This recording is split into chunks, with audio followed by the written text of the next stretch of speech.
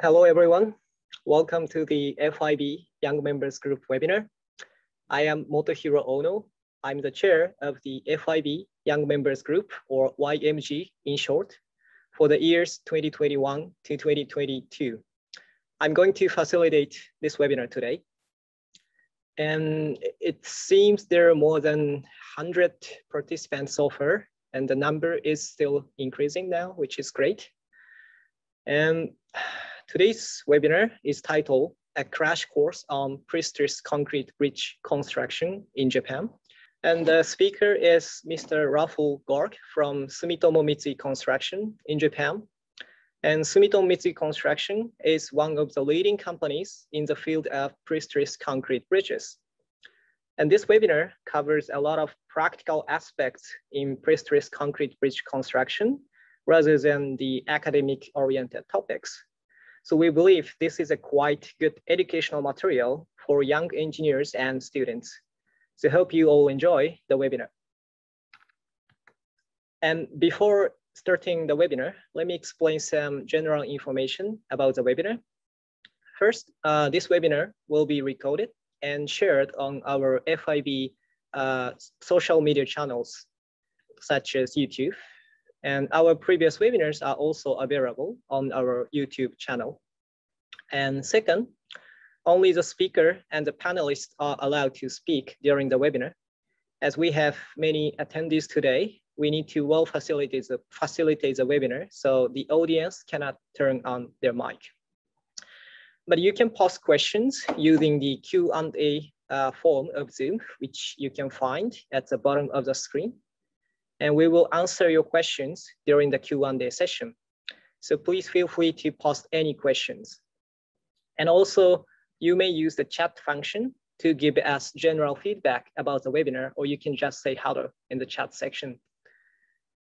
And next is about the certificate of attendance. This webinar itself is free of charge, but if you'd like to get a certificate for your attendance, you can request with the fee of 10 Swiss francs. But you need to attend at least 60% of the webinar to request the certificate. Please contact this email address for more details. All right, that's all from me. And let's welcome today's speaker, Mr. Rahul Garg. Thank you so much for handing me the stage.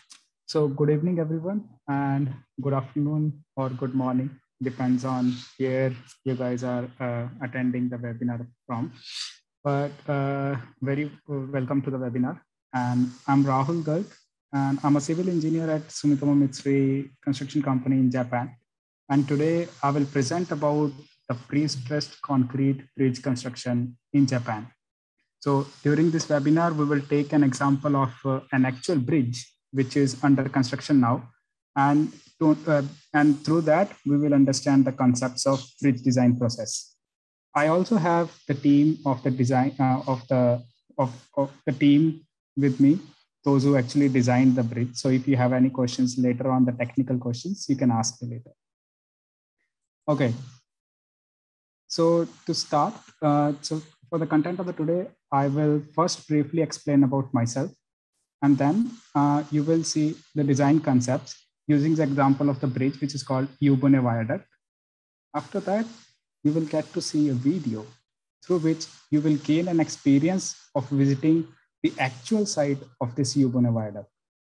Thanks to this era of Zoom, you will be able to experience this site in Japan without actually visiting Japan. And at the last, I will show some of the new technologies which are being used in bridge construction, and also some technologies which we will see in the near future. So about me. So I did my graduation in 2017 from Indian Institute of Technology, Hyderabad in India. And during that time, I worked on predicting the effects of an earthquake and also published a paper on correlating the peak A/V ratios of earthquake with the ground motion frequency content.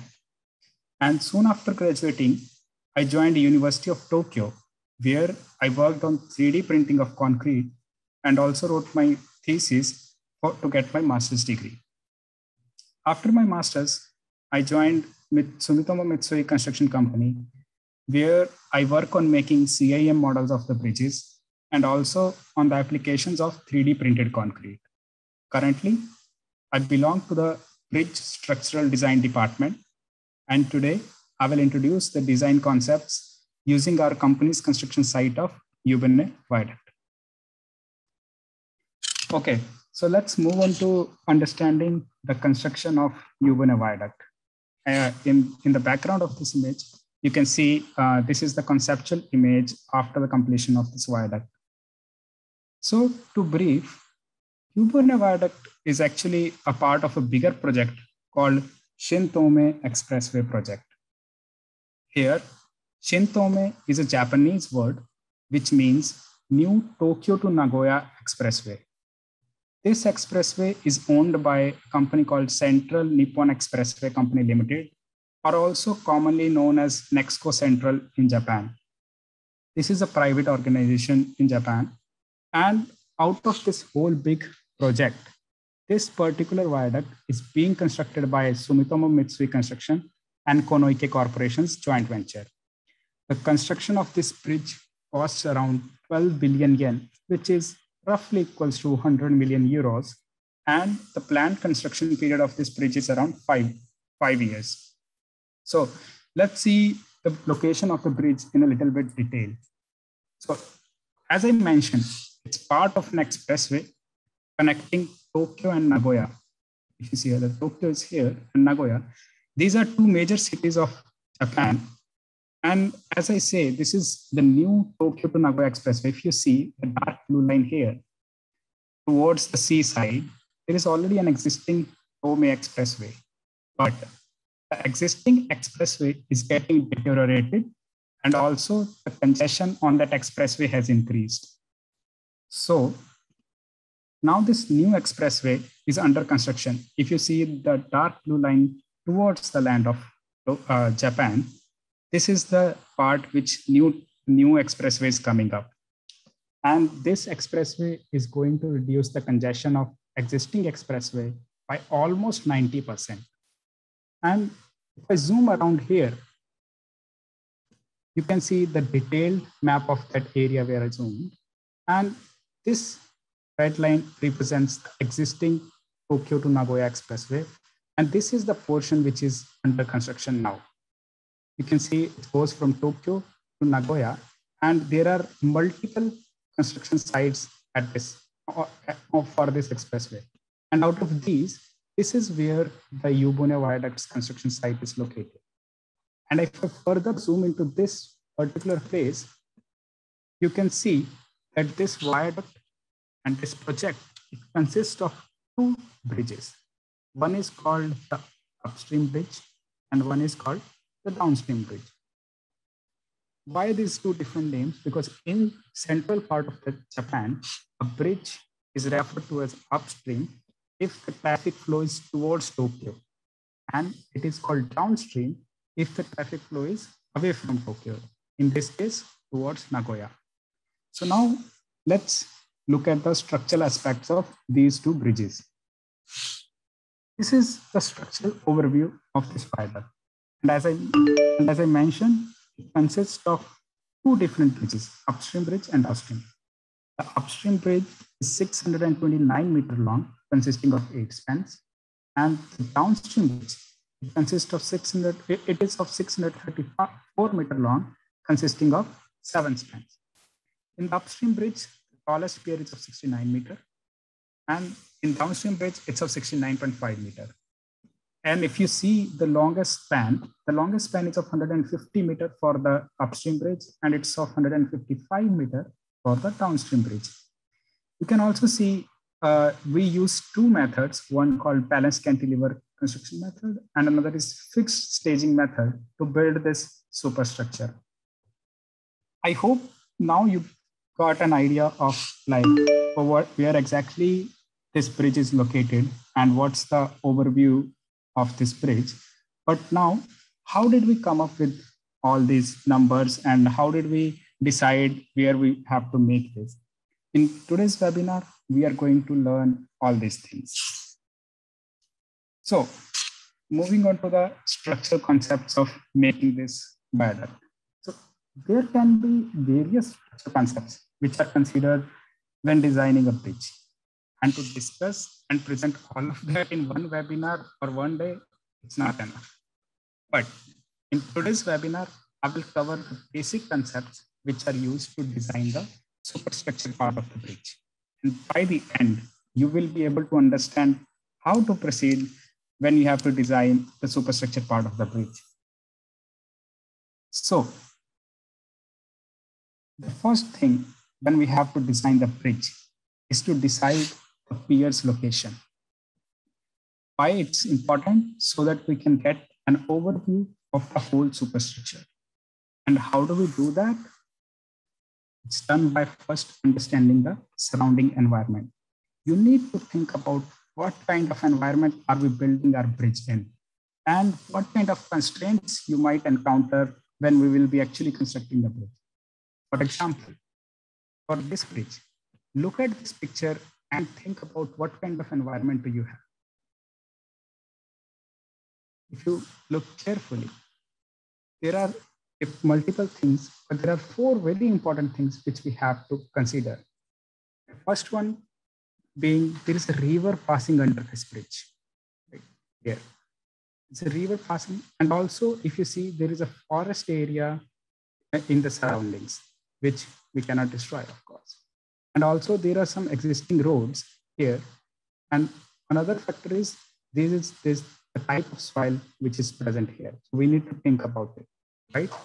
And when you consider these factors, these environmental factors, when you consider, you will find that first of all, you cannot make a pier in this river. This is not the type of river where you can easily make a pier, right?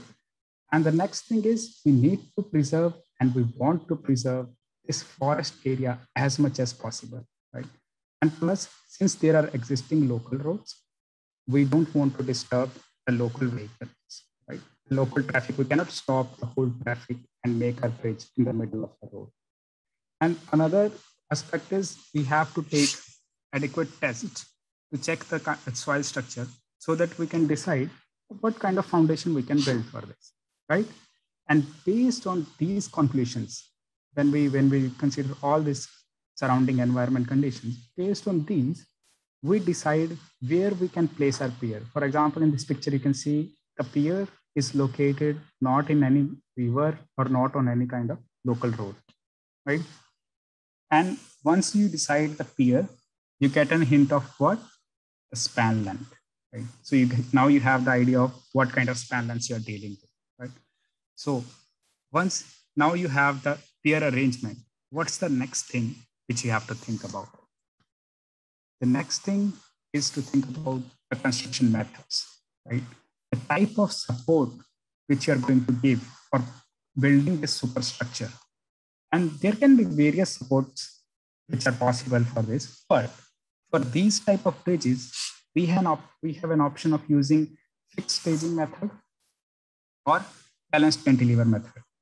The fixed staging method is good for short piers, like for height of around 20 to 30 meters.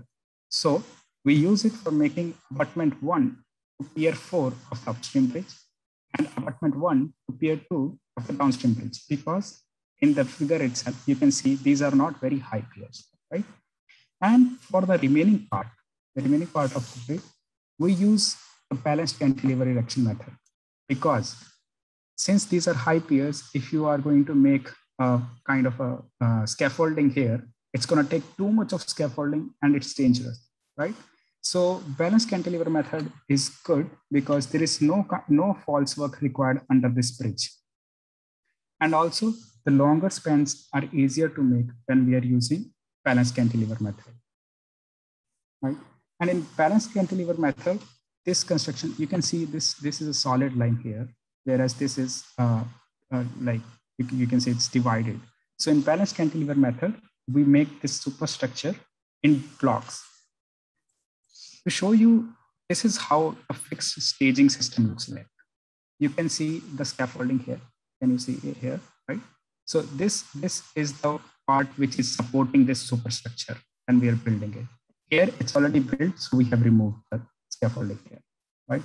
Whereas if you see this picture, in this you can see that the superstructure is being constructed on both sides of this pier, and there is no false work here, like in this picture. So as I explained, in balanced cantilever method, no false work is required directly under the superstructure part. But of course, there is this blue structure which is required, which is called the form traveler. And if you look closer to this form traveler, this is how it looks like. The right one is the standard form traveler, which you can see here. And this one is the form traveler for closing the part, because this one is coming from this side and this part is coming from here. So use the closing form traveler here. Now, once this construction method is decided, we need to think about the next step. And what will be the next step? It's how are we going to connect the superstructure and substructure? The connection of the superstructure and substructure can be basically of two types, rigid or elastic, right? And the simple concept to decide this is to check the pier height to span length ratio. If that ratio is less than 0.5, then we make an elastic connection. And if it is more than 0.5, we generally use the rigid connection, but sometimes both elastic and rigid are possible. And in cases where both elastic and rigid are possible, what do? We do cost analysis, because we don't want to go out of the budget and we want to make our structure as cheap as possible.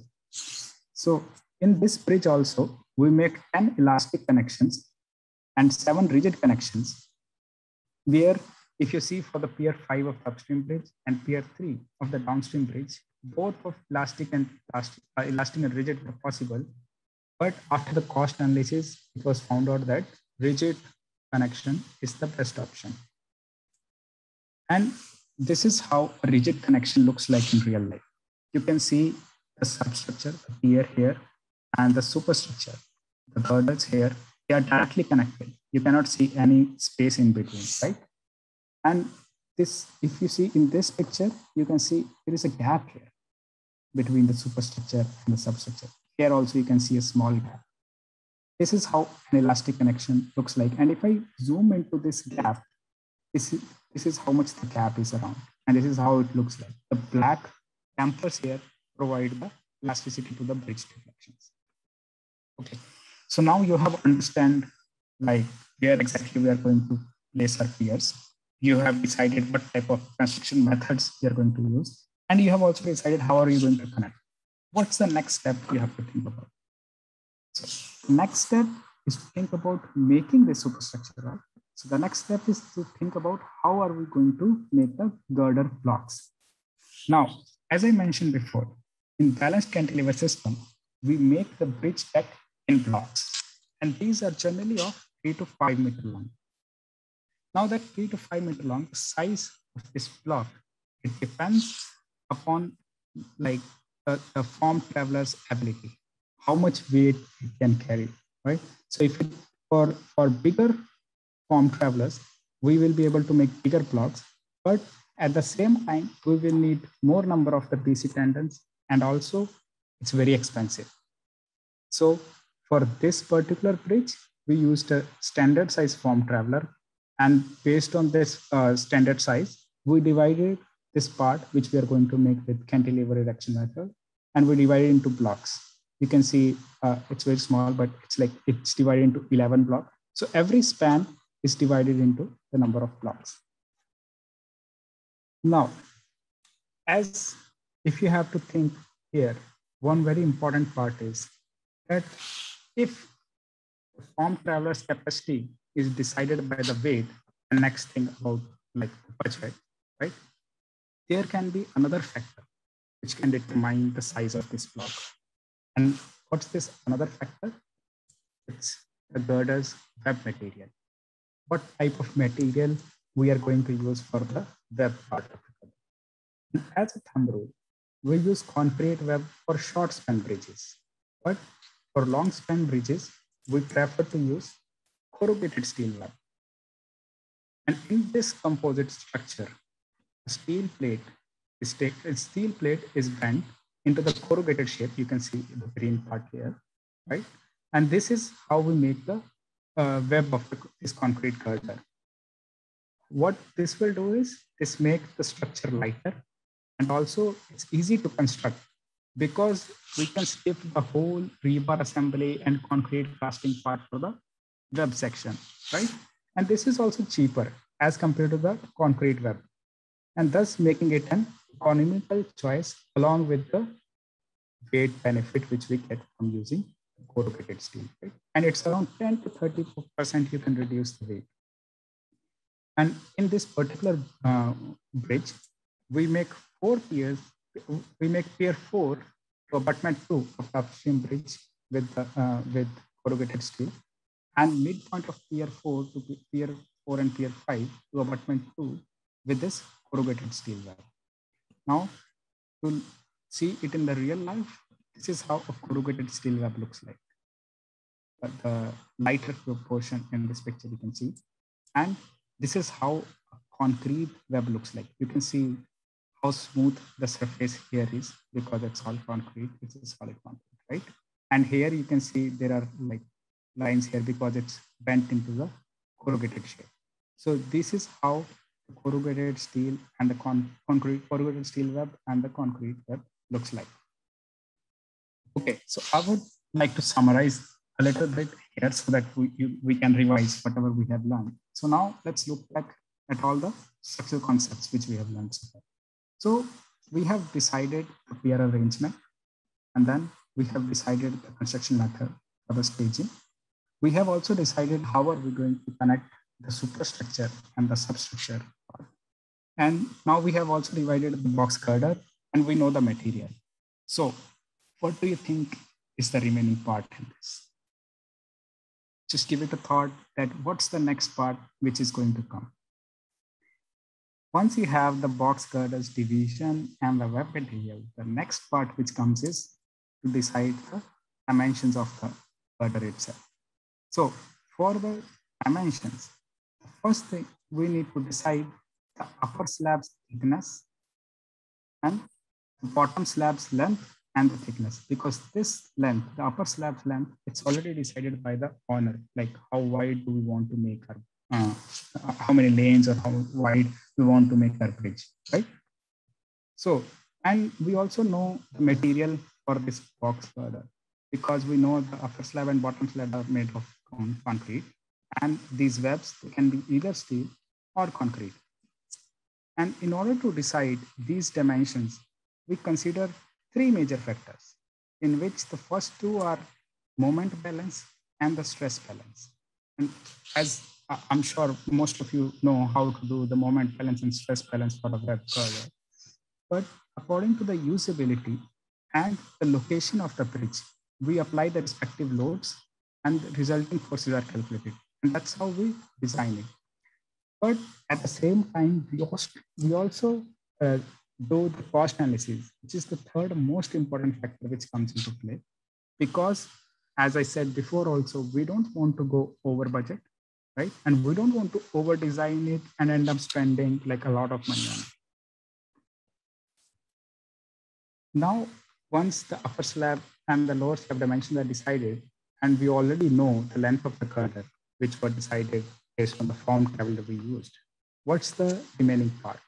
It's the girder's depth.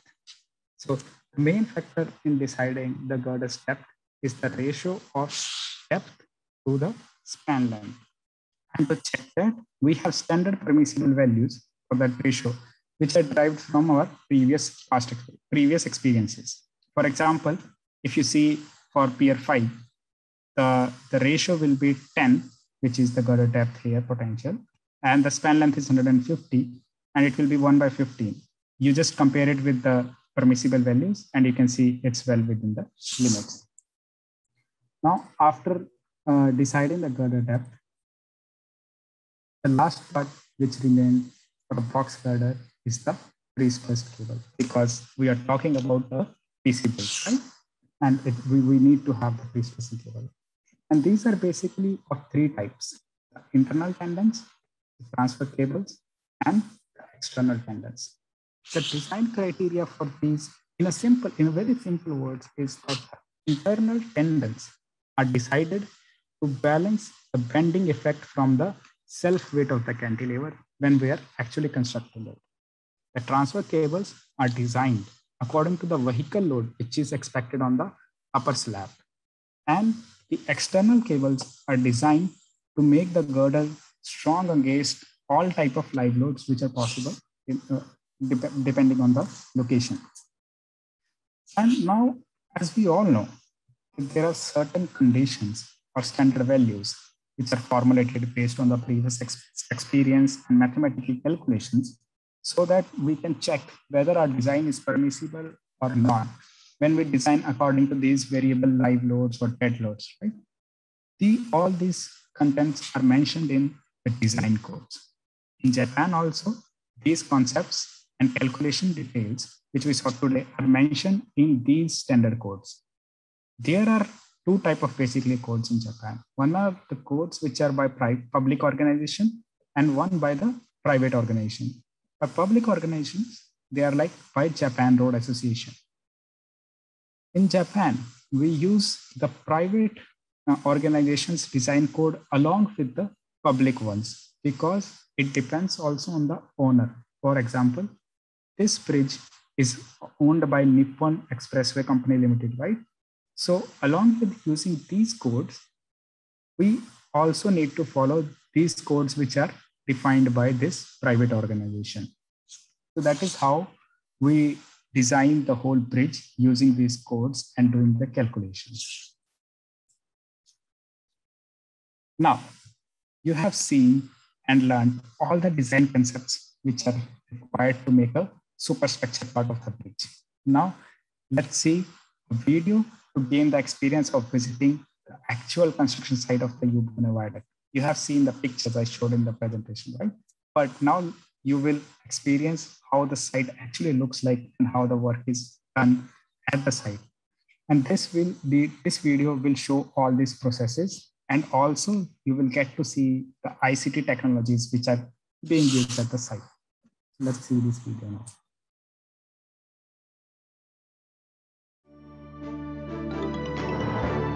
This video will show an example of a bridge construction site in Japan.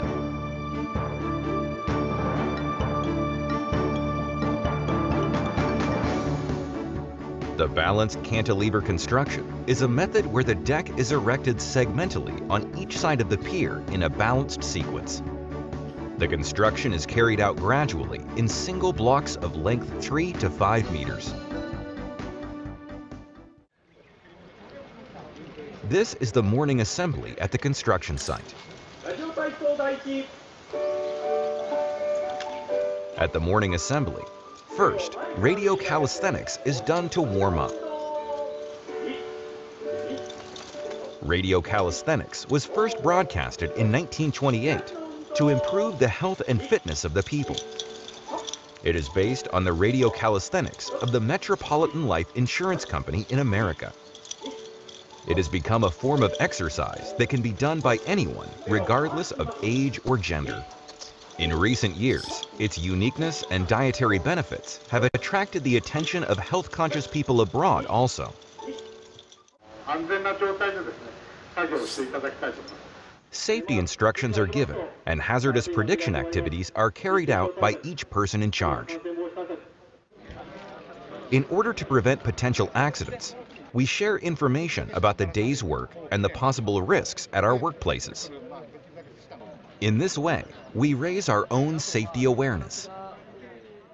At the end of the assembly, we do a safety check by pointing and confirming each other's clothes and health condition.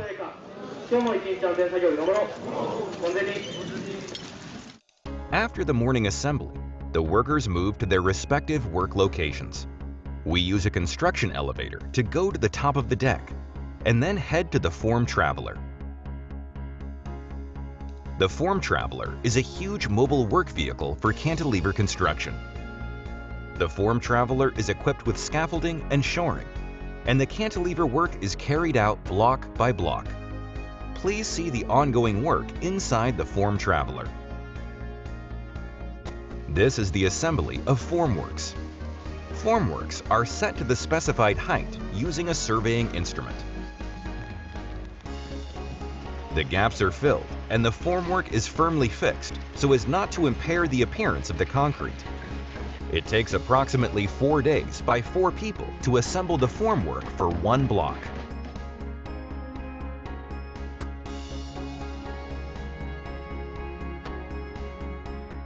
After the formwork is assembled, the reinforcing bars are arranged. The length, type, and diameter of the rebar are determined by the design documents and are placed in the correct positions. The reinforcing bars are then fixed properly so that they do not move during concrete casting. It takes around 3 days by 6 people to assemble reinforcing bars of one block. During this time, another group assembles the pre-stressing cable. After formwork, reinforcement, and pre-stressing cable assembly, a final check is performed before concrete casting.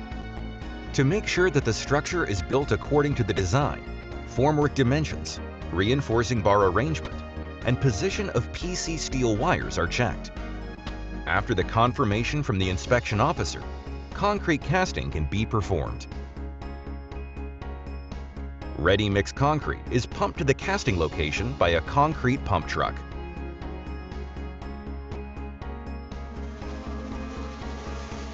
Vibrators are used to ensure a uniform distribution and compaction of concrete.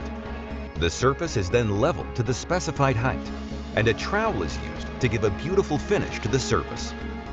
The concrete casting process takes approximately 15 people 6 hours to complete. After casting of concrete, it is cured for several days until it hardens. When the concrete reaches its required strength, the PC steel wires are tensioned. We use special jacks to tension multiple steel wires carefully.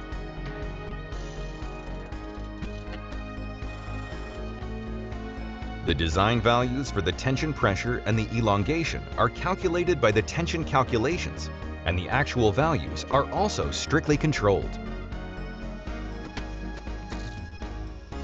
After the tensioning, the steel wires are fixed, and the restoring force of the steel wires is used to increase the concrete strength. Tensioning work helps in building stronger bridges. After the tensioning work, the corrugated steel sheet of the next block is installed. A corrugated steel web is a steel sheet that has been bent into a corrugated shape. The weight of the main girder web of the conventional PC bridge can be reduced by replacing the concrete with a corrugated steel web. The corrugated steel web is lifted by a crane and erected. After adjusting the position, the corrugated steel sheets are bolted to each other.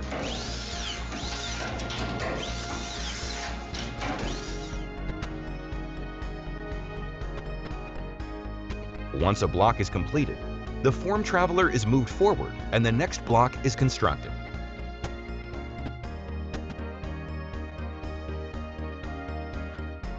The construction of each block takes around 7 to 10 days.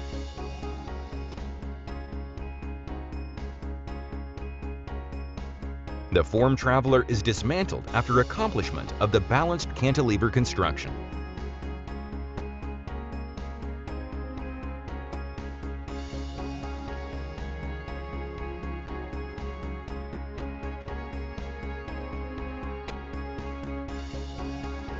After completing the balanced cantilever construction, the cantilever portions of the bridge extended from left and right piers will be connected at the center of the span using central closure.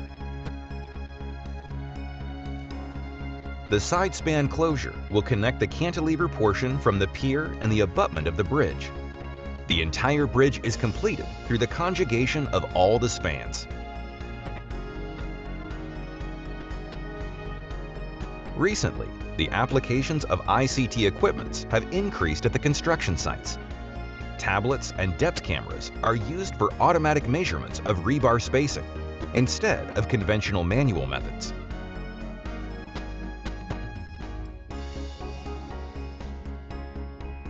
3D laser scanner is used to create point cloud data of the structure and the surroundings.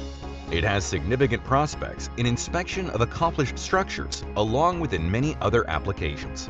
ICT equipments are increasingly utilized to improve the efficiency of workers. In this way, we make a bridge through a series of sequential processes.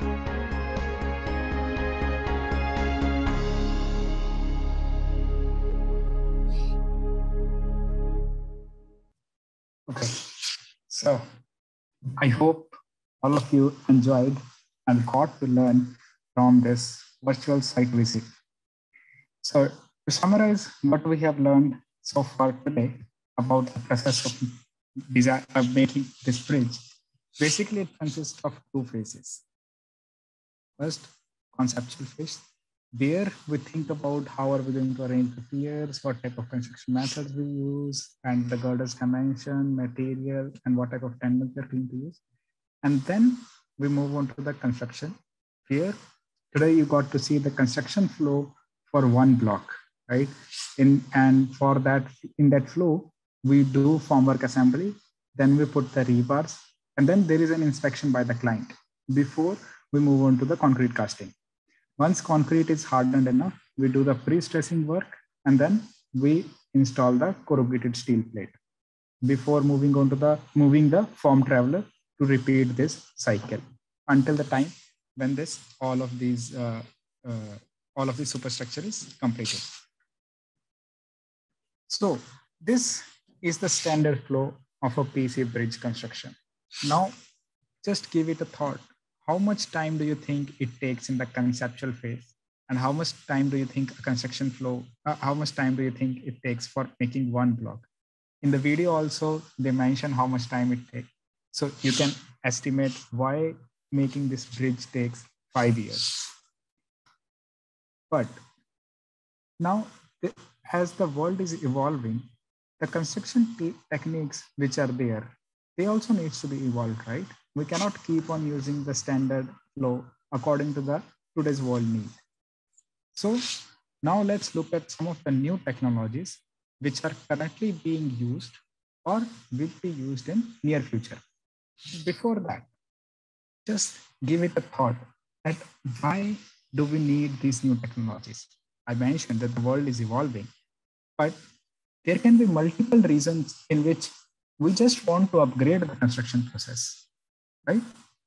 But if you give it a thought, there are some unavoidable reasons which we need to deal with, right? They need to be dealt as soon as possible. And these problems are the motivation and should be the motivation behind developing new technologies. Japan also is facing such problems, right?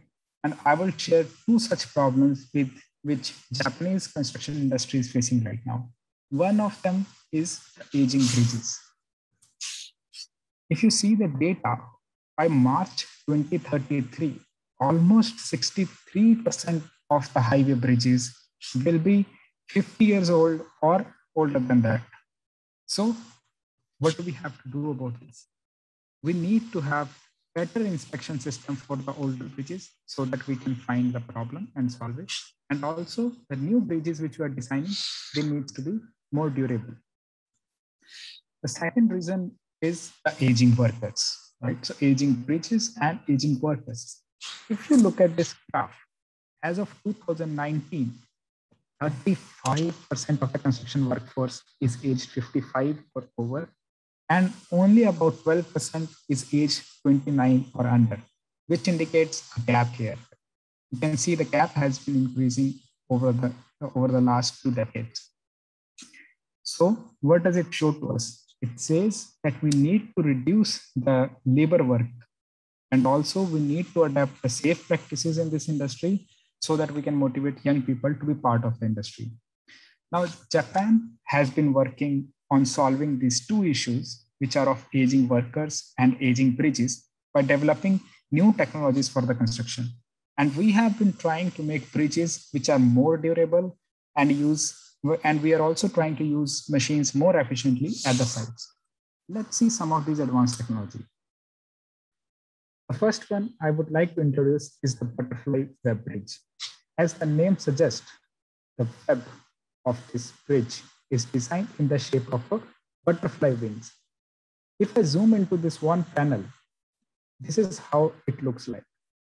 And the benefit of this panel is that there are no rebars used in this web because the compressive forces in this panel, they are balanced by using high strength fiber reinforced concrete, and the tensile forces, they are balanced by using prestressed tendons, which are made from fibers, not steel, right? And this uniquely shaped web uses less concrete, and it's about 10 to 20% lighter than an ordinary web. As you can see in this picture also, the shape is very simple and it's flat, so it's easier to make.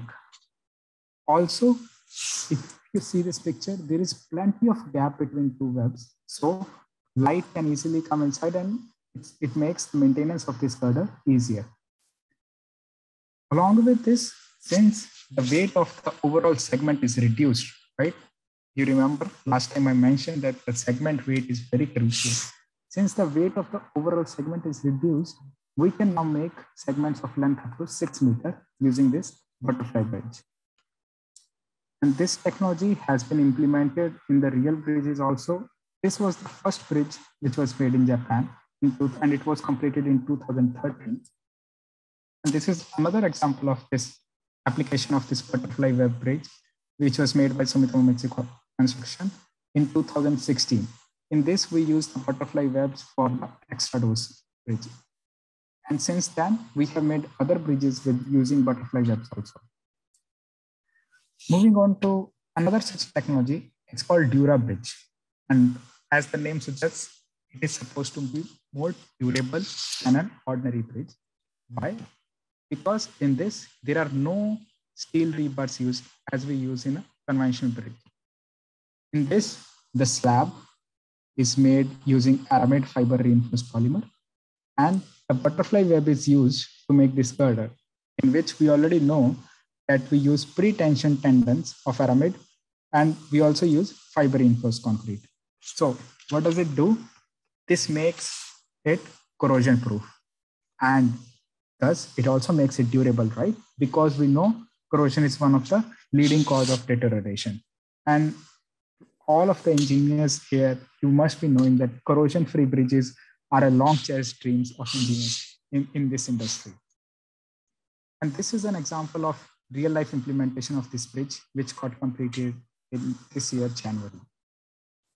Now, next thing I would like to introduce is called I-construction. As I showed that the companies are trying to develop new technologies, the Japanese government is also setting some of the targets to solve these two big issues in Japan. And one such target is to increase the productivity at construction site by 20% by 2025. And how it will be achieved is by using ICT and 3D data in all construction production processes.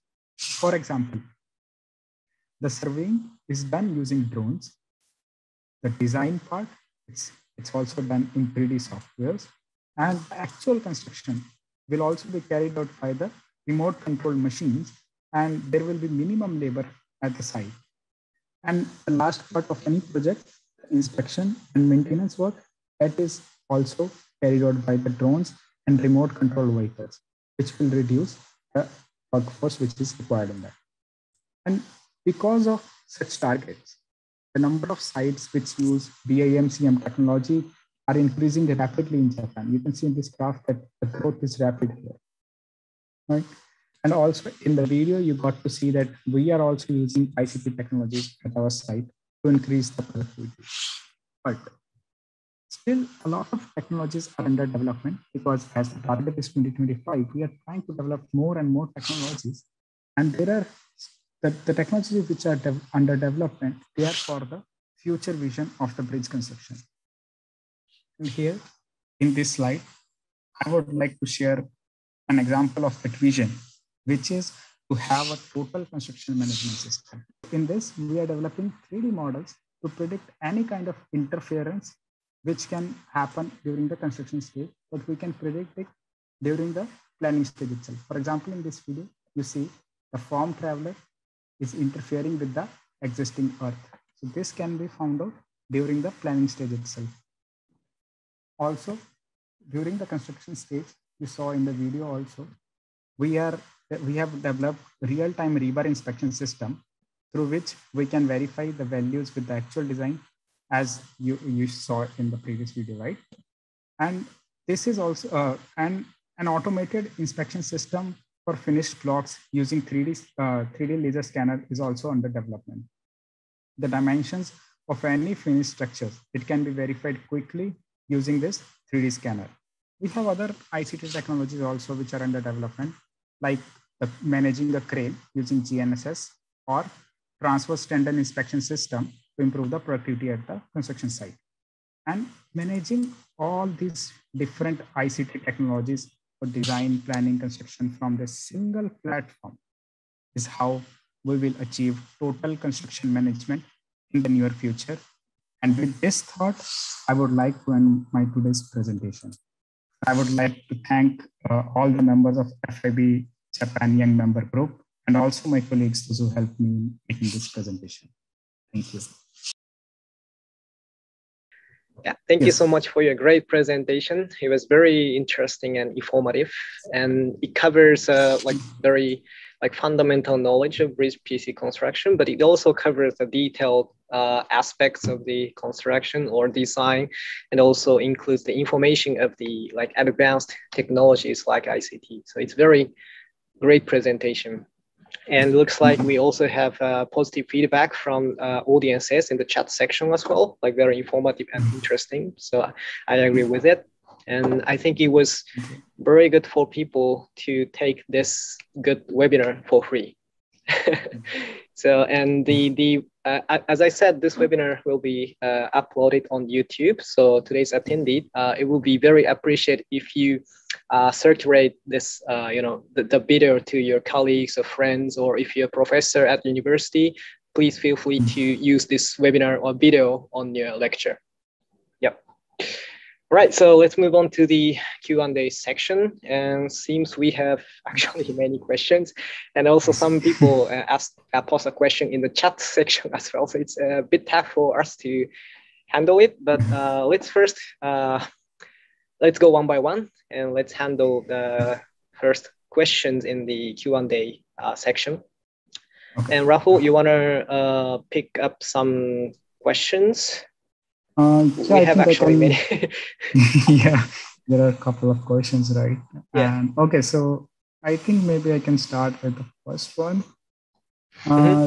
which says, so why are you using concrete web if it's more expensive? So I'm not sure which slide tips I want to refer, but concrete web is expensive when we are making it for the long spans, right? There is a comparison. There is a span length is discussed. For example, in the previous bridges which we have made, we have the experience. And according to that, for short span, we can use concrete web because it's more cheaper as compared to the steel web. That's why we are using concrete web also in this bridge. But for the long part, we use corrugated steel web. I hope I answered this question.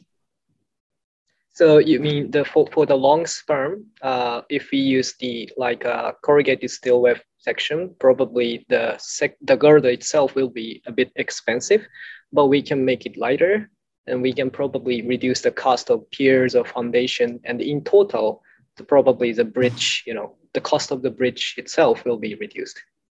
Yes. So it depends on the span, right? Yes, it depends upon the span. It's actually if I can show you, there's actually a curve. Okay, so in this one, so this is how the chart looks like. So for example, the average span length, if it's less than a particular value, we use the concrete web. And if it's more than this, the steel web is cheaper.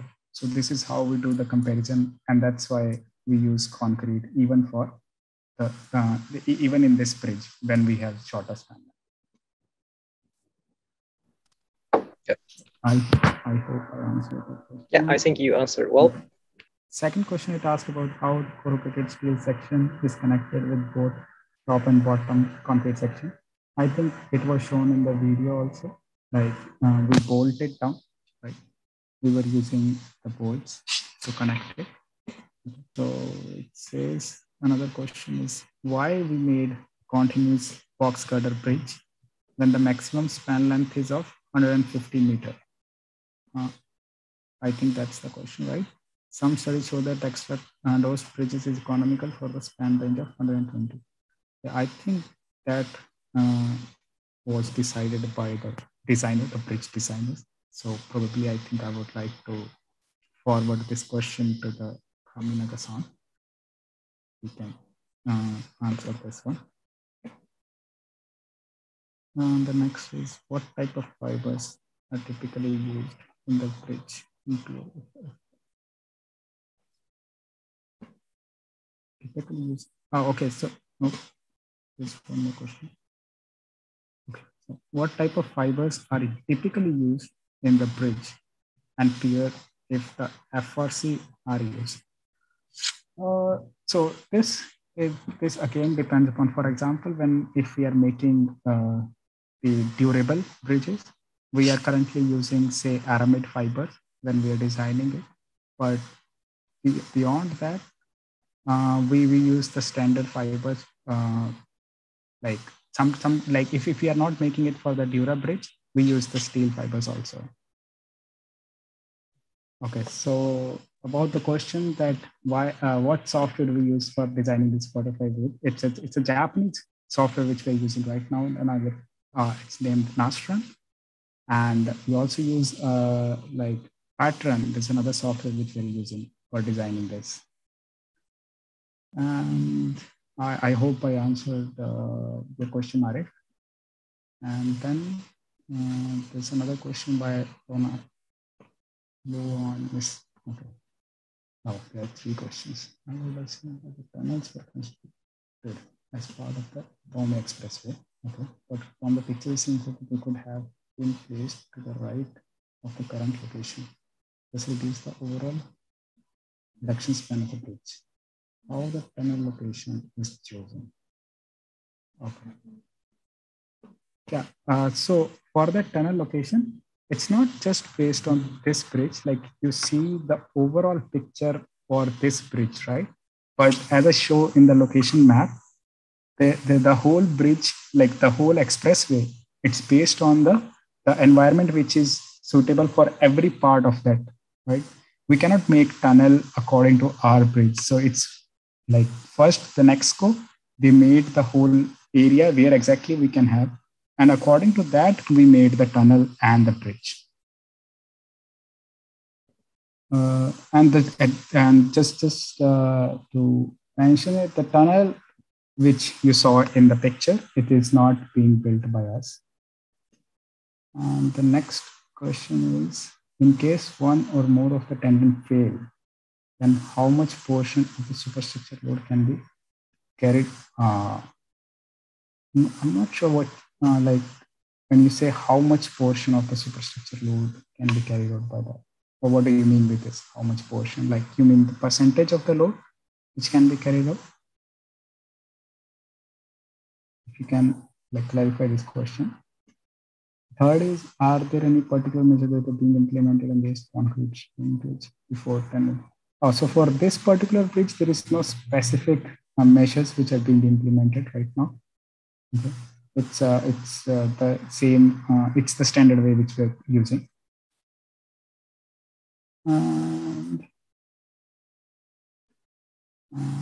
Okay, so this next question by Nino, which when we are constructing movable bridges, which material will be better choice? I'm sorry, like, can you Rahul, sorry, which question are you working on? So currently I'm working on the question by Minu Sri Priya. It says constructing movable bridges. Movable bridges. Okay. Like movable bridges. What do you mean by movable bridges? Yes, maybe the menu, maybe you can clarify your question in the chat or Q&A section so we can answer clearly. Yeah, I think that will be fair. Movable bridges, yeah. Next is okay again from Arif. Can you show us the corrugated steel web connection to bottom and upper flange connect and upper concrete flange in detail? I'm not sure if I have the picture. I will try to find.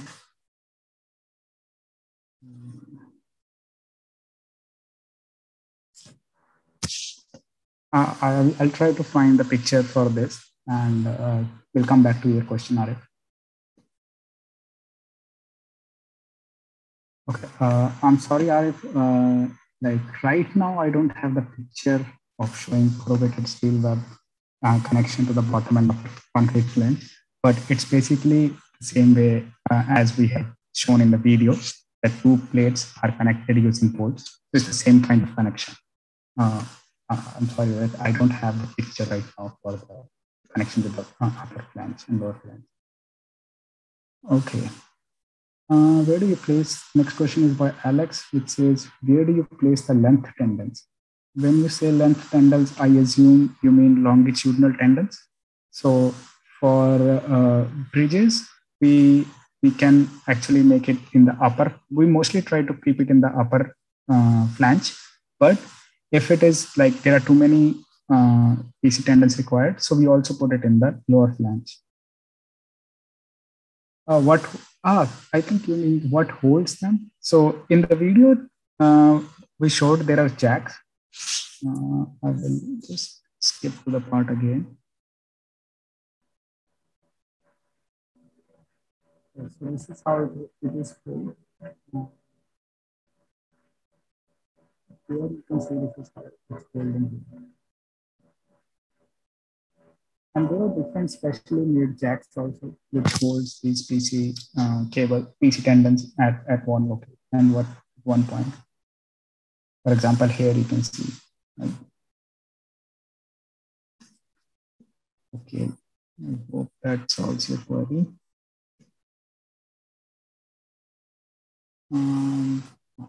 Oh, Q&A is okay. Next question is again by Arif. Rahul, Corinne asked you to speak a bit louder. Oh, okay, sorry. Yeah. Okay. Thank you. Next is with what is the most challenging aspect in design and in construction phase? How do you overcome it? That's a very, I would say, a very big question. For example, like if you say challenging aspects in design. So when we are designing, the very big influences of the surrounding environment and also the owner, which has ordered, the client which has ordered to make this bridge. And to fulfill those needs, we have to design accordingly. For example, there is a bridge. Let's say if we have to make it over a river, right?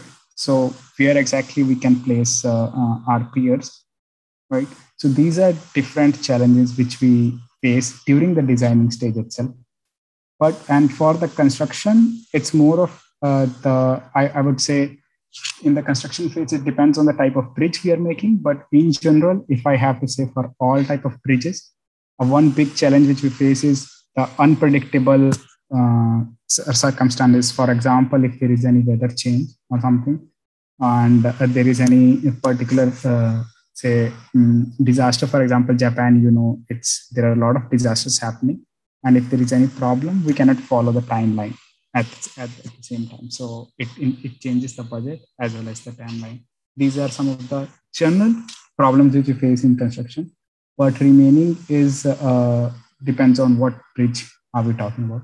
How do we overcome them? For the unforeseeable circumstances, we cannot say exactly because we don't know what type of typhoon or earthquake are going to come. But in the video, we got to see that every morning we do a risk check, right? In which we call morning assembly. So in the morning assembly, we discuss what are the potential risks which can happen today. right? And that time we discussed like how can we overcome if this can be, if this type of risk, if this type of problem happens. So based on that, we like keep on moving and try to avoid this risk as much as possible. And I hope that answers your question. This is how the overcome part is done on a daily basis. Okay, and next is a question from Thiet Hansu, and says, I would like to know minimum span length for corrugated steel web, as you mentioned, bridge construction. So I think Mr. Khata, he answered in the chat already. And then there is a question again from Mr. Khata, which is, okay, I think this is answered about what's the strength which we're using. I think this question, I'm not sure, but this is the answer, Mr. Khata. The next question is, what allowance has been made for any corrosion of the steel web over the, what allowance has been made for any corrosion of the steel web over the life of structure? In particular, has any special detailing been adapted where the steel web meets the bottom concrete web? I'm sorry, Stuart, I'm not sure what do you mean by allowance. What allowance has been made for any corrosion of the steel web? Like, you mean how much corrosion we can handle, or what? So can you, Stuart, just clarify this question again once? And this is again a comment from Mr. Kata. Okay. Oh, there's still so many questions. And there's a question by Mr. Maulana. Is it possible to apply corrugated steel web on incremental launch bridge construction, you mean? I'm not sure if I'm aware of this term which you have mentioned, Mr. Maulana, incremental bridge.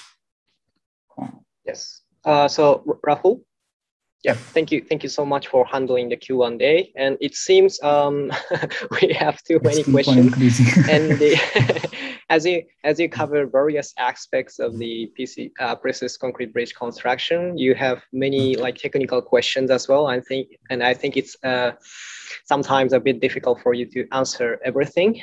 And already it's already about 15 minutes have passed as well. So probably it's better to close this webinar now, I think. But we would like to answer all questions as best we can. So one way would be probably after this webinar is uploaded on YouTube, you can post your questions again on the comment section of the video so we can answer there. And another way is if Rahul is fine, you can send your, for example, like email address in the chat section. So today's attendees only can know your email address, and so they can shoot their questions over email, or they may want to just contact you, not ask a question. But anyway, there are multiple ways to answer questions today. But because of the time limitation, I think we should close this webinar now. Yeah. Okay. So right, and thank you so much. Unfortunately, we didn't have enough time to answer all questions, and some questions are very technical. Yeah, but I think it's okay. I will try to answer them over the YouTube, or I can like send my email address right now, and very good. They can reach it for me. Very good. So, yeah. All right. So I really appreciate today's participants asking many questions and joining the discussion. But before closing the webinar, I have a small favor to ask today's participants. And I sent, wait a second, the web link in the chat section of this Zoom. So we are collecting feedback of our webinar from the link I sent in the chat. it would be greatly appreciated if you take several minutes to answer the survey. This is a feedback survey for this webinar, and we would like to know like what kind of topics you would like in the future webinars, or what how useful or relevant of this webinar is for you. Yeah, so please cooperate for answering this survey. And this webinar was provided by the FIB Young Members Group, which is a group of motivated young engineers, researchers, and students all over the world. And fortunately, the membership fee is free of charge, and you don't need to be the FIB member, although we recommend. So if you're interested in us, please check out the FIB website, or we also have Facebook page, so please check out those information. Yep. And YMG regularly provides this kind of webinar, and we also hold various networking events such as Web Party. So please stay tuned these events as well. All right, thank you very much, Rahul, for your great presentation. We really enjoyed. Yes, thank you so much, for giving me the opportunity.